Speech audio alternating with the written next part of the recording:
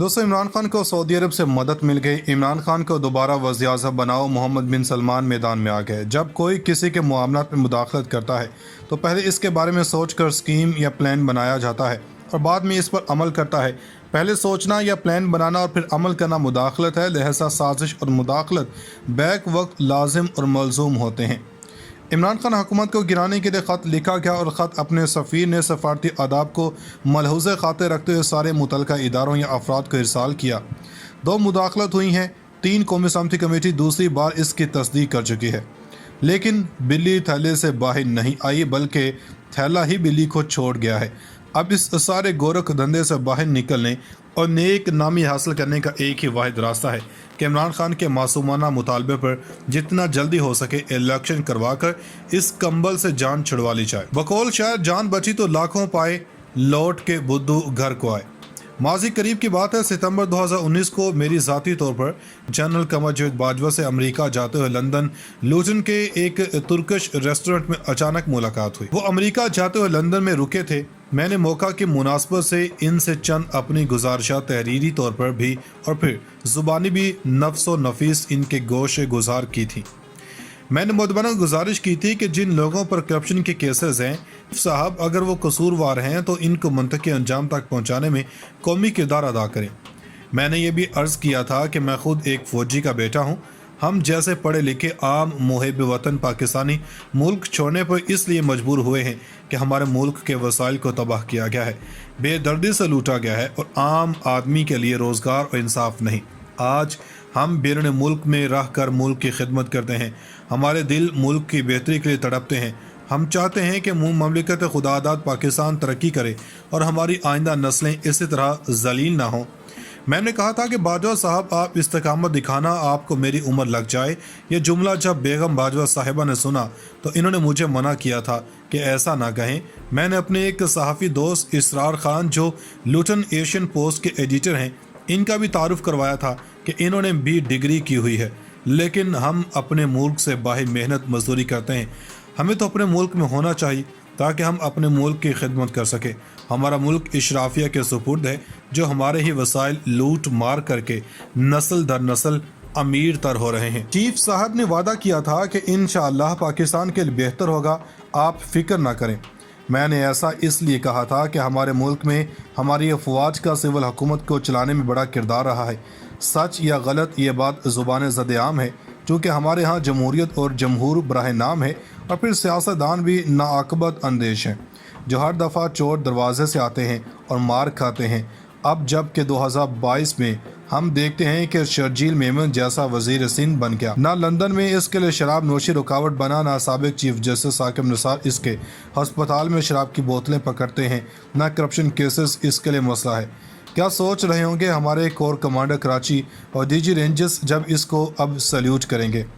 Memogate scandal वाले और don leaks वाले, जिन्होंने इस पाक फ़ौज को दुनिया में बदनाम करवाने के लिए हर प्लेटफार्म इस्तेमाल किया था, हर तरह की हर्जा सराई की, इनमें से कोई वज़ीर दिफा बन गया जिसने नवाज शरीफ के दौर में पार्लियामेंट में खड़े होकर ये कहा कि हमारी फ़ौज ने आज तक क्या कारकर्दगी दिखाई है। 1947 और 1965 में हमारी फ़ौज को शिकस्त हुई। 1971 में इनकी वजह से मुल्क टूटा। 1998 में ये लाशें छोड़कर कारगिल से वापस आ गए थे। अब वही ख्वाजा आसिफ वज़ीर दिफा हैं और इनके सरपरस्त आला शहबाज शरीफ नवाज शरीफ हैं। नवाज शरीफ के बयानात फ़ौज के बारे में क्या रहे हैं, मुझे क्यों निकाला से लेकर भारतीय पार्लियामेंट पर हमले और अजमल कसाब के बारे में क्या कुछ कहते रहे हैं। आज 36 रुकनी काबीना में 24 करप्शन के केसेस हैं, ज़मानत पर रिहा हैं। आज के हुक्मरान बिल्कुल पाक साफ़ हैं, तो फिर इन्हीं इदारों, इन्हीं अदालतों ने इन्हीं कवानीन के तहत इन्हें नाअहल क्यों करार दिया और सज़ाएँ सुनाई। आज 90 लाख से ज़ायद तारकीन वतनों में शदीद गम और गुस्सा इसलिए पाया जाता है कि वो समझते हैं कि नाइंसाफ़ी हुई है और ये ओवरसीज़ पाकिस्तानी पाकिस्तान के बिला मुआवजा सफ़ीर और सिपाही हैं, जो हर महाज पर, हर प्लेटफार्म पर पाकिस्तान के अजीम वफादात में हमेशा दिफा करते हैं। आज अपने ही सिफारतखानों के सामने मुजाहरे कर रहे हैं कि ये आग क्यों और किसने लगाई है। अमेरिका, भारत समेत पाकिस्तान के दुश्मन यही तो चाहते थे कि पाकिस्तान की कौम को तकसीम किया जाए। आज फैमिलीज़ आपस में लड़ाइयाँ कर रही हैं, दोस्त रिश्तेदारों में बुरी तरह तकसीम है। खुदा के लिए इस मुल्क को संभालें, इस कौम को दोबारा मुतहद करें। ये कौम मुंतशर और मुश्ताल है اور تاریخ میں کرپشن اور کرپٹ لوگوں کے خلاف صف آرا ہو جائیں۔ آج میرے ملک کے فیصلے لندن میں ہو رہے ہیں اور پھر وزارت خارجہ کے امور امریکہ میں بیٹھے ہوئے حسین حقانی چلا رہے ہیں۔ پھر باقی رہ کیا گیا ہے کہ بحث کرنے کے لیے سازش ہے یا مداخلت۔ پھر اب اس ملک کے آئین اور قانون و دستور کی کتابوں سے غدار کا لفظ حذف کر دیا جائے تو بہتر ہے۔ سابق D G I S P R major general Asif Ghafoor کے پریس کانفرنس موجود ہے، جس میں انہوں نے محسن داوڑ اور دیگر پر باہر سے فنڈز وصول کرنے کی تصدیق کی تھی۔ اب اختر مینگل، علی وزیر اور داوڑ جیسے لوگ ہمارے وزیر ہوں گے، اللہ ہی حافظ ہے۔ دوستو، سابق وزیراعظم کا کہنا تھا کہ ان کے خلاف تحریک عدم اعتماد غیر ملکی سازش کا حصہ ہے۔ انہوں نے دعویٰ کیا تھا کہ اپوزیشن کی جانب سے ان کے خلاف باضابطہ طور پر تحریک عدم اعتماد دائر کرنے سے ایک دن قبل یعنی کہ 7 مارچ کو صفی سے موصول ہونے والی کیبل اس سازش کا ثبوت ہے۔ یہ مراسلے کا معاملہ پہلی بار عمران خان نے 27 مارچ کو ایک عوامی ریلی میں عوامی سطح پر اٹھایا تھا۔ یاد رہے کہ سابق وزیراعظم عمران خان نے 27 مارچ کو اسلام آباد کے پیٹ گراؤنڈ میں جلسے سے خطاب کرتے ہوئے اپنی جیب سے ایک خط نکالتے ہوئے کہا تھا کہ ملک میں باہر سے پیسے کی مدد سے حکومت تبدیل کرنے کی کوشش کی جا رہی ہے، ہمیں لکھ کر دھمکی دی گئی ہے۔ اسد مجید نے مراسلے میں مبینہ طور پر کہا تھا کہ ڈونلڈ رو نے متنبع کیا تھا کہ عمران خان کو بطور وزیراعظم برقرار رہنے سے دو طرفہ تعلقات پر منفی اثرات مرتب ہوں گے۔ دوست رشتہ داروں میں بری طرح تقسیم ہے، خدا کے لیے اس ملک کو سنبھالیں، اس قوم کو دوبارہ متحد کریں۔